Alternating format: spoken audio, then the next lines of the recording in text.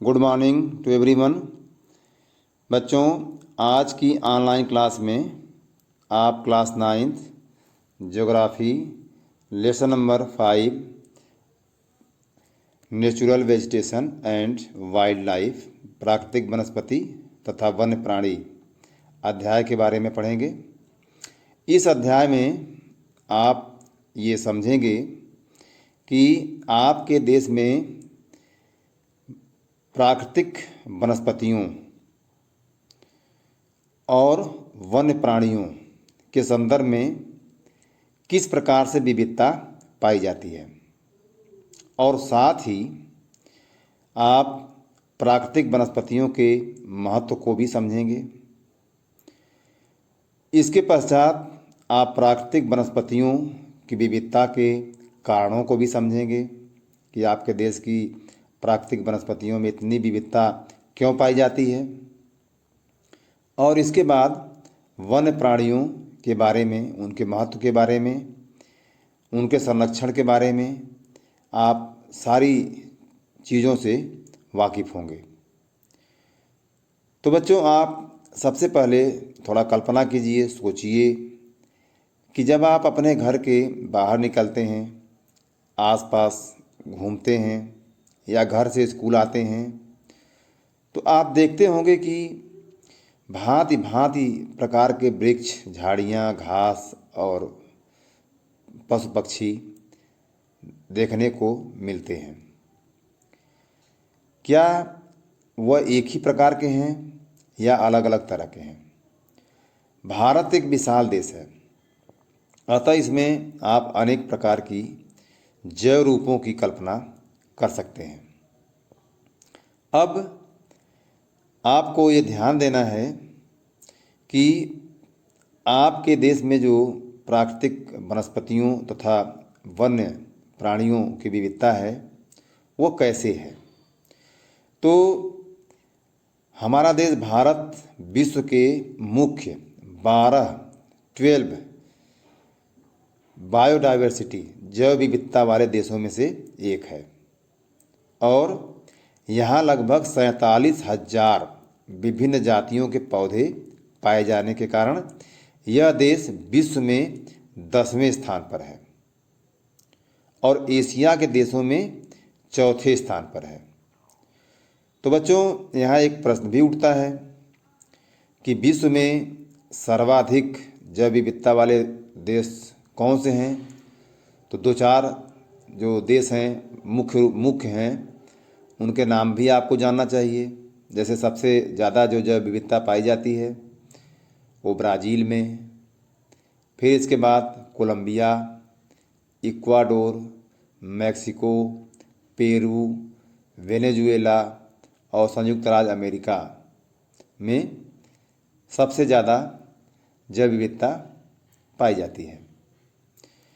इसके बाद एशिया की यदि बात करें आप, तो पाएंगे कि एशिया में आपका देश 4थे स्थान पर है। तो एशिया में सबसे ज़्यादा जैव विविधता वाले कौन से देश हैं, ये भी आपको जानना चाहिए। चीन, इंडोनेशिया, फिलीपींस, मलेशिया, ये सारे देश जो है एशिया में सर्वाधिक जैव विविधता वाले देश हैं। अब भारत में देखिए कि 15,000 फूलों के पौधे हैं, जो कि विश्व में फूलों के पौधों का 6% है, 6% है। और भारत में बहुत से बिना फूलों के पौधे हैं, जैसे कि फर्न, शैवाल, एल्गी तथा कवक, फंजाई, ये सब भी पाए जाते हैं। और अब यदि जीव जंतुओं की हम बात करें, तो भारत में लगभग 90,000 जातियों के जानवर तथा विभिन्न प्रकार की मछलियाँ ताजे तथा समुद्री पानी की पाई जाती हैं। अब बच्चों, आप यहाँ पर ये भी समझ लीजिए कि प्राकृतिक वनस्पति क्या होती है, इसका क्या मतलब है। तो प्राकृतिक वनस्पति का वह भाग है, वनस्पति का वह भाग है जो कि मनुष्य की सहायता के बिना अपने आप पैदा होता है और लंबे समय तक उस पर मानवीय प्रभाव नहीं पड़ता। इसे अक्षत वनस्पति कहते हैं, वर्जिन वेजिटेशन इसको कहा जाता है। और इसलिए विभिन्न प्रकार की जो कृषिगत फसलें हैं, फल और बागान हैं, वनस्पति का तो भाग है, लेकिन प्राकृतिक वनस्पति उसे नहीं कहा जाएगा। अब कुछ जानकारी के लिए भी आपको तथ्यों के बारे में समझना है कि वह वनस्पति जो कि मूल रूप से भारतीय है उसे देशज कहते हैं, लेकिन जो पौधे भारत के बाहर से आए हैं उन्हें विदेशज पौधे कहा जाता है। फिर से समझ लीजिए इसको, जो पौधे मूल रूप से भारतीय हैं उन्हें देशज कहा जाता है, और जो पौधे भारत के बाहर से आए हैं उन्हें विदेशज पौधे कहा जाता है। देशज पौधों को इंग्लिश में एंडेमिक या इंडिजेनस प्लांट कहा जाता है, जबकि जो विदेशज पौधे होते हैं उन्हें एक्सोटिक प्लांट कहा जाता है। अब आप ये भी समझिए कि वनस्पति जगत शब्द का अर्थ किसी विशेष क्षेत्र में किसी समय में पौधों की उत्पत्ति से है, और इस तरह प्राणी जगत जानवरों के विषय में बदलाता है। तो वनस्पति तथा वन्य प्राणियों में इतनी विविधता क्यों है? तो इसके कुछ प्रमुख कारण हैं। तो सबसे पहला कारण है धरातल और दूसरा जलवायु। तो धरातल के अंतर्गत दो चीज़ें या दो बातें आती हैं। एक तो है भूभाग, लैंड।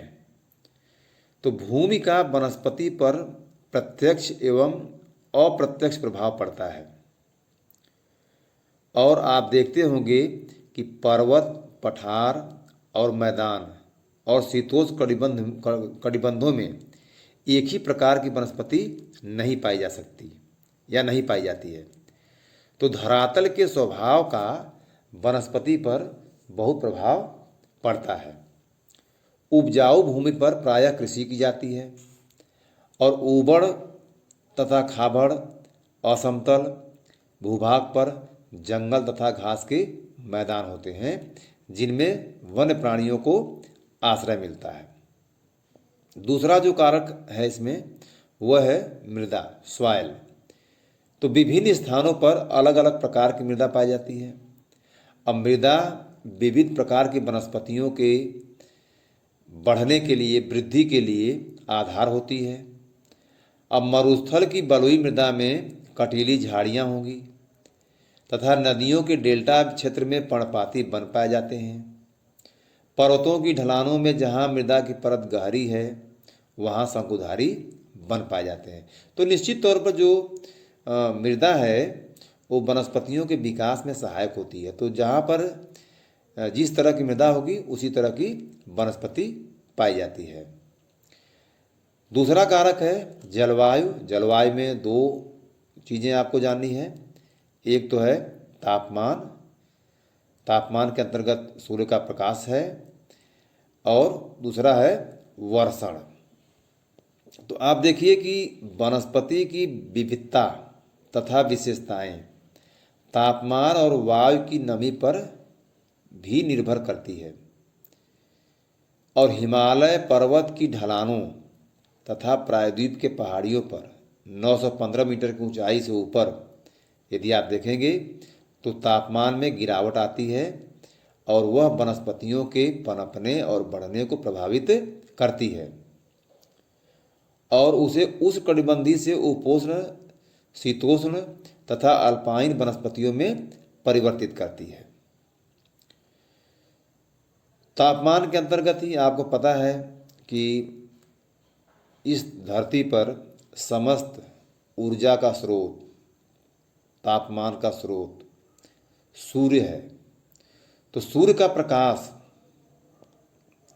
किसी स्थान पर कितने समय तक पड़ता है, उस स्थान के अक्षांश, समुद्र तल से ऊंचाई एवं ऋतु पर निर्भर करता है। तो प्रकाश अधिक समय तक मिलने के कारण वृक्ष गर्मी की ऋतु में जल्दी बढ़ते हैं। और इसी संदर्भ में एक प्रश्न भी आपको दिया गया है जिसका उत्तर आपको लिखना है कि हिमालय पर्वत की दक्षिणी ढलानों पर उत्तरी ढलानों की अपेक्षा ज़्यादा सघन वनस्पति क्यों है।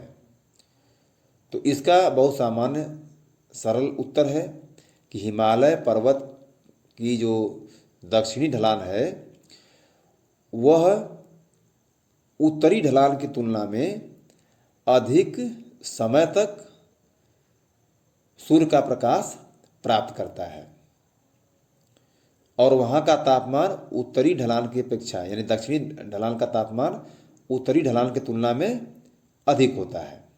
तुलना में, वैसे तो दोनों ठंडे हैं लेकिन मैं यहाँ पर तुलना की बात कर रहा हूँ, अपेक्षाकृत, इन कंपैरेटिव। दूसरा जो है या इसको तीसरा आप मानते हुए पढ़िए, वर्षण। तो भारत में लगभग सारी वर्षा आगे बढ़ते हुए दक्षिणी पश्चिमी मानसून जो कि जून से सितंबर तक होता है एवं पीछे हटते हुए उत्तर पूर्वी मानसून से होती है। तो अधिक वर्षा वाले क्षेत्रों में कम वर्षा वाले क्षेत्रों की अपेक्षा सघन वन पाए जाते हैं। अब देखिए इसी पर फिर से प्रश्न है कि पश्चिमी घाट की पश्चिमी ढलानों पर पूर्वी ढलानों की अपेक्षा अधिक सघन वनस्पति क्यों है। तो इसका उत्तर भी बहुत ही साधारण सा है या आसान है कि पश्चिमी घाट का पश्चिमी ढलान दक्षिण पश्चिम मानसून की जो अरब खाड़ी की शाखा है उसके सम्मुख पड़ता है और पश्चिमी घाट का पश्चिमी ढलान अधिक वर्षा इसलिए प्राप्त करता है और पूर्वी ढलान इन वर्षावाहिनी पवनों के पीछे पड़ जाता है जिसको हम रेन शेडो एरिया भी कहते हैं, वृक्ष छाया प्रदेश। तो आपको मैंने जब जलवायु अध्याय पढ़ाया था तो उसमें बताया था कि भूभाग का वह हिस्सा जो कि वर्षावाहिनी पवनों के सम्मुख पड़ता है उसको विंडवार्ड साइड कहते हैं और जो भाग वर्षावाहिनी पवनों के पीछे पड़ता है यानी विपरीत दिशा में होता है, उसके सम्मुख नहीं होता है, उसको लीवार्ड साइड कहते हैं। तो लीवार्ड साइड को वृक्ष छाया प्रदेश भी कहा जाता है क्योंकि जो लीवार्ड साइड है यानी पीछे का जो हिस्सा है वहाँ तक पहुँचते पहुँचते पवनें शुष्क हो जाती हैं और वहाँ वर्षा कम होती है। तो अब आपको समझ में आ गया होगा कि पश्चिमी घाट की पश्चिमी ढलानों पर पूर्वी ढलानों की अपेक्षा अधिक सघन वनस्पति क्यों है। बच्चों अब आपको वनस्पतियों के महत्व या उनकी आवश्यकता के बारे में भी सोचना है कि वनस्पतियाँ मनुष्य के लिए कितनी आवश्यक हैं, कितनी महत्वपूर्ण हैं। तो वनस्पतियों का मतलब यहाँ पर हम वनों से आपको बताएंगे कि वन, पहले तो एक एक करके आप समझिए इसको कि वन नवीकरणीय संसाधन है और वातावरण की गुणवत्ता बढ़ाने में मुख्य भूमिका निभाते हैं। तो यह इसका पहला महत्व है और वातावरण की गुणवत्ता को बढ़ाने में यदि वनों की भूमिका है तो निश्चित तौर पर मानव को एक स्वच्छ, एक स्वस्थ वातावरण की आवश्यकता है। दूसरा देखिए, वन स्थानीय जलवायु, मृदा अपरदन तथा नदियों की धारा को नियंत्रित करते हैं। तीसरा, वन बहुत सारे उद्योगों के आधार हैं तथा कई समुदायों को आजीविका भी प्रदान करते हैं। और वन जो है मनोरम प्राकृतिक दृश्यों के कारण पर्यटकों को आकर्षित करते हैं, जिसके कारण से आपके देश में पर्यटन एक उद्योग के रूप में विकसित हुआ है, जिसमें बहुत सारे लोग अपनी आजीविका चलाते हैं और साथ साथ देश को आय भी प्राप्त होती है। वन जो है पवन तथा तापमान को नियंत्रित करते हैं और वर्षा लाने में भी सहायता करते हैं। ये बहुत ही सामान्य कारण है, क्योंकि इसको आप पहले भी पढ़ चुके हैं। और वन मृदा को जीवाश्म भी प्रदान करते हैं तथा वन प्राणियों को आश्रय प्रदान करते हैं। तो ये बहुत से कारण हैं जिससे कि वनों का हमारे लिए अति महत्व है, अति आवश्यकता है। अब आगे देखिए कि प्राकृतिक वनस्पति है उसमें समय के साथ काफ़ी बदलाव आया है या आता जा रहा है। जैसे कि कृषि के लिए अधिक क्षेत्र की मांग इसका कारण है कि जो भारतीय प्राकृतिक वनस्पति है उसमें बदलाव आया है। तो क्यों आया है, तो उसका कारण जो है आपको यहाँ पर समझना है। तो कृषि के लिए अधिक क्षेत्र की मांग, उद्योगों का विकास, शहरीकरण की परियोजनाएं और पशुओं के लिए चारे की व्यवस्था के कारण वन्य क्षेत्र कम हो रहे हैं। बच्चों, एक परियोजना कार्य आपको दिया गया है, इसको आपको करना है। ये ध्यान दीजिए, परियोजना कार्य है। इसमें वन महोत्सव के आयोजन की बात की गई है। तो आपको पता होना चाहिए कि आपके देश में जुलाई के प्रथम सप्ताह में 1 जुलाई से लेकर 7 जुलाई के बीच वन महोत्सव मनाया जाता है। और आपके देश में जहाँ तक वनों के क्षेत्रफल की बात है तो 2003 के आंकड़ों के मुताबिक भारत में वनों का कुल क्षेत्रफल 6.8 लाख स्क्वायर किलोमीटर था। और भारत के बहुत से भाग में वन क्षेत्र सही मायने में प्राकृतिक नहीं है। क्यों? क्योंकि अब इन पर मानवीय प्रभाव स्पष्ट रूप से देखा जा सकता है और यह जो है कि जो मानवीय प्रभाव है वो बढ़ भी रहा है। तो कुछ अगम्य क्षेत्रों को छोड़कर जैसे हिमालय और मध्य भारत के कुछ भाग तथा मरुस्थल जहाँ प्राकृतिक वनस्पति है, लेकिन शेष भागों में मनुष्य के हस्तक्षेप से प्राकृतिक वनस्पति आंशिक या संपूर्ण रूप से परिवर्तित हो चुकी है या फिर बिल्कुल निम्न कोटि की हो गई है। बच्चों, यहाँ पर फिर से एक परियोजना कार्य आपको करना है। आपको इसमें एक देखिए दंड आरेख दिया गया है, ये इसका आप अध्ययन करेंगे ये, और इसके आधार पर इस परियोजना कार्य को भी पूरा करेंगे। तो परियोजना कार्य क्या है ये आप देख लीजिए कि चित्र 5.1 में दिए गए दंड आरेख का अध्ययन कीजिए और निम्नलिखित प्रश्नों के उत्तर दीजिए। तो सबसे पहला है कि किस राज्य में वनों का क्षेत्रफल सबसे अधिक है। तो आपको उसमें देखना है। बच्चों, इस प्रश्न का 2 उत्तर हो सकता है और दोनों को अलग अलग संदर्भों में आपको समझना है। तो किस राज्य में वनों का क्षेत्रफल सबसे अधिक है? अभी आप दंड आरेख का जो चित्र है किताब में देखिएगा, मैं यहाँ पर आपको स्पष्ट रूप से पहले बता दूँ। तो यदि कुल क्षेत्रफल की दृष्टि से देखा जाए कि किस राज्य में सबसे ज़्यादा वनों का क्षेत्रफल है, तो उसका उत्तर होगा मध्य प्रदेश। लेकिन यदि कुल भौगोलिक क्षेत्रफल का जो प्रतिशत देखा जाए तो कुल भौगोलिक क्षेत्रफल के प्रतिशत के आधार पर जो वनों का क्षेत्रफल होगा वह मिजोरम में है।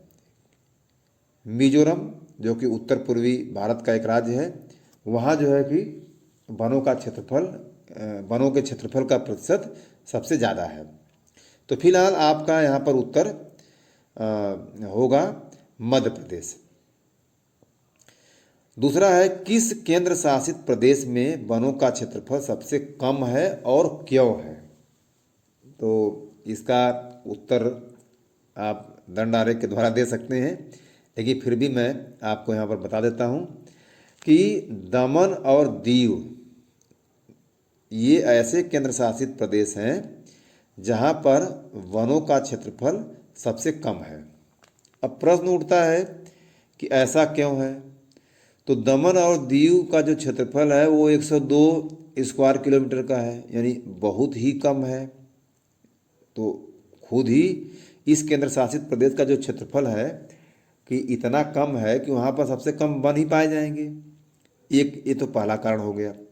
और दूसरा कारण ये है कि यह जो केंद्र शासित प्रदेश है वो फुल्ली अर्बनाइज्ड है, इसका पूरी तरह से शहरीकरण हो चुका है और यहाँ पर बहुत अधिक संख्या में लोग रहते हैं। तो लोग रहेंगे तो घर मकान बनेंगे, स्वाभाविक है। तो आप यहाँ की के जनघनत्व के आधार पर सोच सकते हैं कि यहाँ पर फिर वन कैसे होंगे। यहाँ पर यानी दमन और दीव में 2400 व्यक्ति 2400 व्यक्ति प्रति वर्ग किलोमीटर में निवास करते हैं। तो अब इतना सघन आबादी यदि किसी क्षेत्र में है और वो पूर्ण रूप से शहरीकृत है तो वहाँ पर वनों के क्षेत्रफल की बात करना ही अजीब सा लगता है। तो ये दो कारण आपको समझ में आ गया होगा। क्या आप जानते हैं कि India state of forest report 2011 के अनुसार भारत में वनों का कुल क्षेत्रफल भारत के क्षेत्रफल का 21% लगभग 21.05 है। इसको आप राउंड अप करके 21% ही समझिए कि 21% का है। तो बच्चों आपको ये भी पता होना चाहिए, ये भी जानना चाहिए कि किसी भी देश के प्राकृतिक पर्यावरण संतुलित जो प्राकृतिक पर्यावरण होता है या इकोसिस्टम के लिए पारितंत्र के लिए वनों का कुल क्षेत्रफल के 33% क्षेत्रफल पर होना आवश्यक है। यानी पारिस्थितिकी संतुलन के लिए, पर्यावरणीय संतुलन के लिए किसी भी भूभाग के 33% भाग पर वनों का होना आवश्यक है। इसका मतलब कि आप के देश में वनों का जो क्षेत्रफल है या उसका प्रतिशत है वो बहुत ही कम है और इसको बढ़ाने की आवश्यकता है। बच्चों अब नेक्स्ट टॉपिक है वनस्पति के प्रकार। तो इस टॉपिक के बारे में आपको कल की क्लास में पढ़ाया जाएगा। तब तक के लिए सभी को धन्यवाद।